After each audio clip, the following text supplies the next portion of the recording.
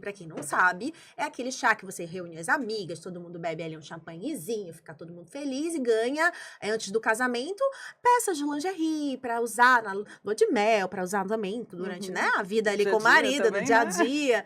E aí eu comecei na internet, tipo, mãe, como é que eu vou fazer isso? Como é que eu vou fazer isso? Achei a Dai. Ela se especializou nesse tipo de evento, Exatamente. né, Dai? Sim. Obrigada por aceitar, viu?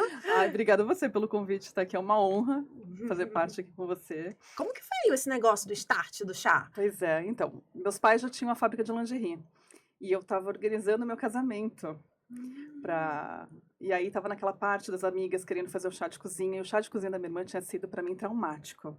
Que eu falava, gente, não é possível que essas pessoas são amigas, primas, parentes Vai dar dela. uma panela. Não, pelo amor Não, de e o Deus. que fizeram com ela, né? Deixaram ela assim, extremamente horrorosa, coitada. O que foi que fizeram? Colocaram noiva na testa, tipo de batom, Pintaram. pintaram. Era cada castigo que davam pra elas que eu falava assim, gente, não é possível que isso são as amigas, né? Então eu não queria fazer o chá de cozinha de jeito nenhum. E minhas amigas queriam fazer o meu.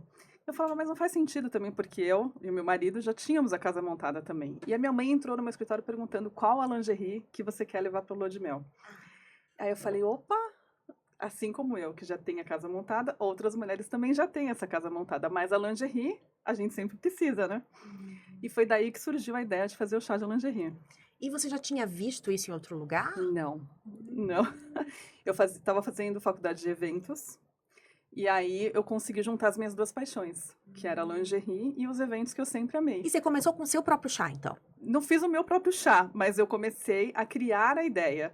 Eu pedi Ah, ajuda pro meu irmão, eu falei, existe chá de lingerie? Registra a marca. Ele já registrou a marca. legal. E aí eu fui começar a elaborar o que, que eu queria, porque eu queria que a noiva ela se sentisse linda do início ao fim do chá, que ela curtisse, e não fizesse aqueles micos, aqueles castigos que deixa até as convidadas e a própria noiva constrangida, né? Mas eu imagino que uma ideia nova tenha um pouco de receio por parte de muita gente. Nossa, foi um Como é grande que desafio. foi esse começo para as pessoas aceitarem essa ideia? Olha, Márcia, foi bem complicado, porque assim, as mulheres elas tinham uma questão de, eu não vou usar lingerie na frente das minhas amigas. E eu falava, não, você só vai ganhar a lingerie, você não vai, igual você ganha a colher de pau, você não vai usar na hora, né? Mas a lingerie você vai usar depois, só vai mudar o presente. E o que é mais legal é que, assim, ao longo dos anos, porque eu comecei o chá de lingerie em 2004, do ano que eu me casei. Então, eu fui entendendo cada fase das mulheres, teve muitas transformações ao longo desses anos todos, e aí, no início, não tinha sexólogas, né?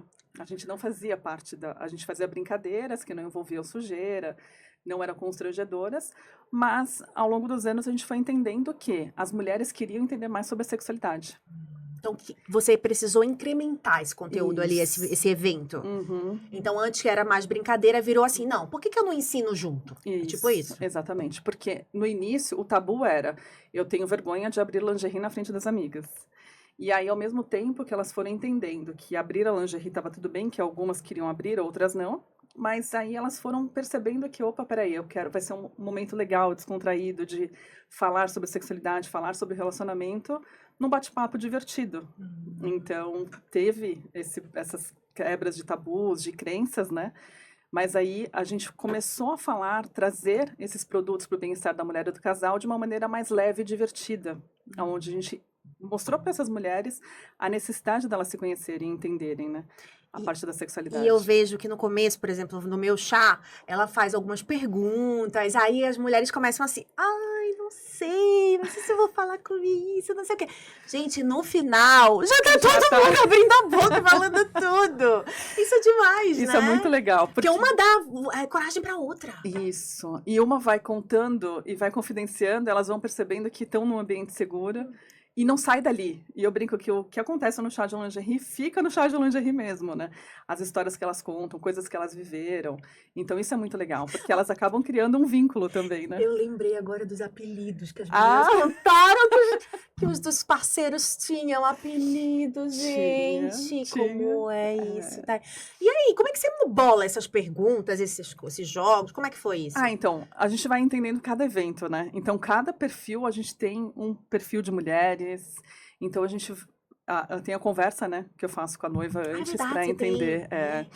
Para entender como que é o perfil da noiva, porque isso é muito importante, o perfil das convidadas. E aí, na hora, a gente vai entendendo e vai sentindo, porque às vezes a noiva ela é de um jeito e as convidadas são de outro completamente diferente. E aí a gente tem que ter um jogo de cintura para entender e mudar a rota ali, né? Eu imagino, por exemplo, eu só tenho jornalista lá, amiga jornalista. Agora, se você vai para um escritório de advocacia, que todo mundo ali é de outro meio, ou só médicas, ou só não sei o quê, Sim. você tem que ir mudando o jeito de abordar, né? Exatamente. E aí tem eventos que tem a mãe, a sogra. Eu não convidei. Eu não. No meu, não. Tem a avó. Gente, não. mas é muito divertido, Com a Márcia. avó é legal? Com a avó é legal. Ela começa a se Sim, soltar. porque ela viveu numa outra geração, ela viveu de uma outra maneira. Falar sobre sexualidade para ela era muito mais tabu do que é hoje em dia. Então a sexualidade para ela é completamente diferente. E aí ela até se entende. E fala, olha, realmente, eu vivi assim, aconteceu assim comigo. E eu já vendi vibrador para uma mulher de 85 anos.